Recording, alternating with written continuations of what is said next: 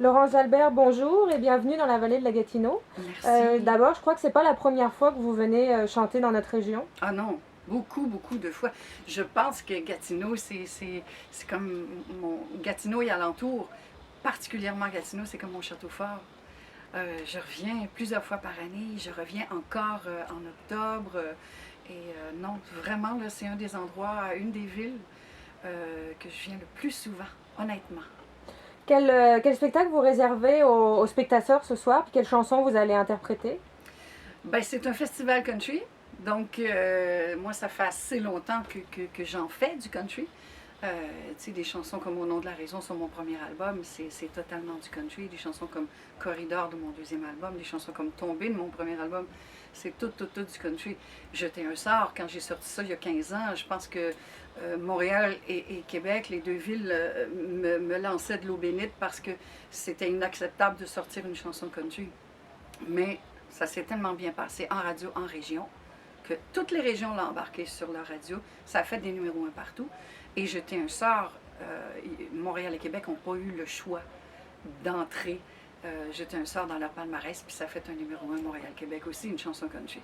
Je suis pas loin d'être la première à l'avoir faite. Donc, c'est pas d'hier que je fais du country.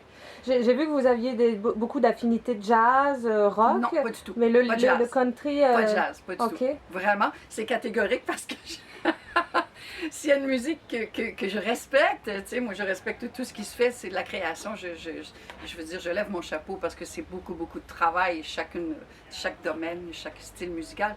Mais le jazz, j'ai pas vraiment d'affinité. Ça me fait pas lever le poil sur les bras entre toi et moi. Mais je respecte. Des fois, quand on me demande de faire tourner une chanson, parce que j'ai une chanson qui s'appelle Les yeux noirs, pour faire plaisir à mon pianiste, que lui adore le jazz, ben des fois, oui, je peux le faire, mais je ne suis qu'une interprète de ce genre musical-là. Moi, j'aime faire les choses entièrement.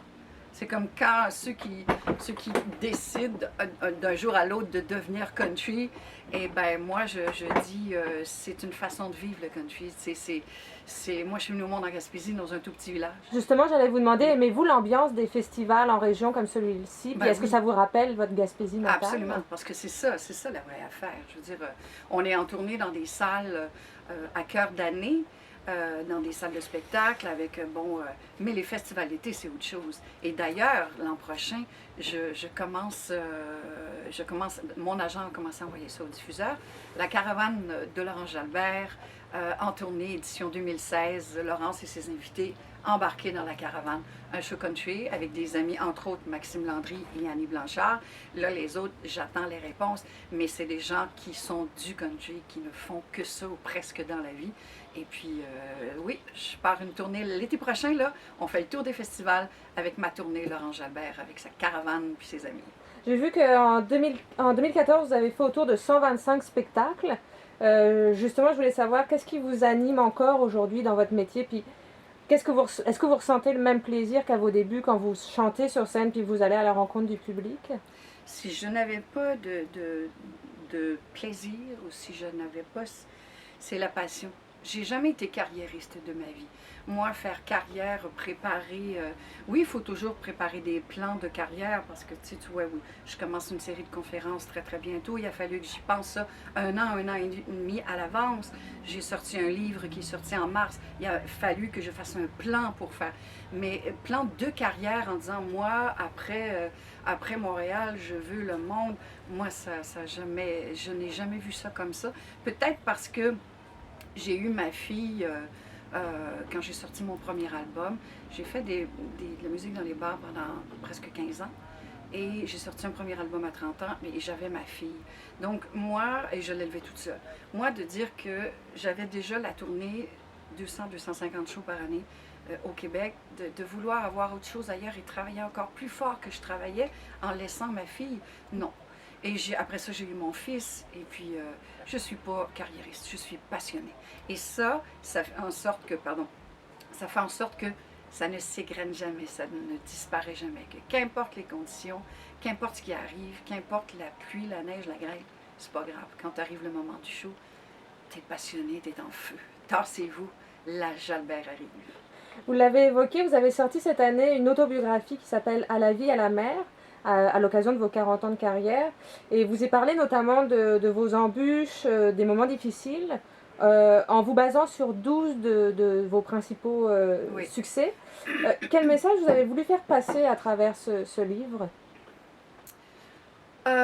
Message d'espoir, d'espoir, d'espoir. Et que la chanson peut paraître bien, ça peut être banal une chanson, tu sais. Tu vas lire un livre, tu vas aller voir un film, mais puis tu vas écouter une chanson, tu vas écouter un album. Mais pour beaucoup de gens, puis pour moi aussi, écouter une chanson a fait en sorte que j'ai pris telle décision. Et je me faisais tellement dire, et je me fais tellement dire de belles choses par rapport à mes humbles chansons, comme je dis tout le temps, parce que j'ai pas écrit, tu sais, au nom de la raison, en sachant que ça allait faire un succès. Non! Quand tu écris une chanson, tu n'as aucune idée de ce qu'elle va devenir. Tu l'écris, puis après ça, tu la laisses aller. Mais j'ai tellement entendu de témoignages, tu sais, des messages d'espoir, de puissance de la vie, de survie. Tu te dis, mais je peux plus garder ça pour moi. À force de te faire dire, à force de me faire dire, écoute, je me suis pas tuée sur telle chanson. Si je suis là encore aujourd'hui, c'est parce que cette chanson-là passe à la radio. Tu te dis, hey, c'est pas moi qui ai fait ça, c'est la chanson. Mais c'était trop fort, trop gros, trop beau, trop puissant pour que je garde ça pour moi. Je travaille probablement à un tome 2 qui va être un peu différent, qui va être dans la lignée aussi de mes conférences, du thème de mes conférences, l'espoir, la résilience, le courage. Ça va tourner un peu autour de ça, mais aussi autour des chansons, bien évidemment. Pouvez-vous me parler justement des conférences qui s'intitulent Je vais bien? C'est-à-dire que je les ai changés de titre depuis ça. C'est Laurent Jalbert, encore et encore de l'espoir et de l'amour. C'est ça, c'est les thèmes. Quand on lit mon livre, et quand on me connaît, parce que j'ai vraiment pas tout raconté dans ce livre-là, la vie m'a donné des moyens coups de pied dans les genoux, dans les dents, dans les flancs. La vie m'a frappé fort souvent. Et moi, j'ai toujours gardé espoir en me disant, ben, c'est comme ça pour tout le monde. Tout le monde se fait dire, écoute, t'as une bactérie, tu vas probablement mourir. Tout le monde se fait dire, pour moi, là, j'ai arrivé à relativiser toute ma vie en me disant, ah non, je veux dire, tu sais, mon petit-fils a opéré pour le cap. Non, non, ça arrive à tout le monde. Tu sais, mais non, c'est pas vrai que ça arrive à tout le monde. Ce que j'ai de différent, pas mieux ni pire, hein, vraiment pas mieux ni pire, c'est que je garde toujours le cap. J'essaie le plus fort possible de garder le cap sur l'espoir. L'espoir tout le temps. De voir ce qu'il y a de lumineux. Le plus possible de voir ce qu'il y a de lumineux. Tu sais, ça ne m'a pas empêché de faire des pressions, parce que ça arrive à tout le monde. Mais je ressurgis toujours. Je retombe toujours sur mes pattes. Je ne donne pas de moyens dans mes conférences. Je donne juste des simples outils qui m'ont servi à moi. Et si ça peut s'appliquer à toi, ben merveilleux, merveilleux. Votre rentrée s'annonce donc assez occupée avec la sortie de votre nouvel album. Si j'ai bien calculé, ce serait le 12e de votre carrière. 12e, ben oui, c'est vrai. Mon Dieu, t'es meilleur que moi. Ah, tu vois comment je suis. Excuse-moi. Excuse-moi. C'est correct. C'est vrai, c'est le 12e. À quoi doivent s'attendre vos fans dans ce nouvel album? Ah, du folk, du country. Du fondamentalement country que je fais avec Rick Howard qui a réalisé l'album de Johan. Et Rick, je le connais depuis longtemps aussi.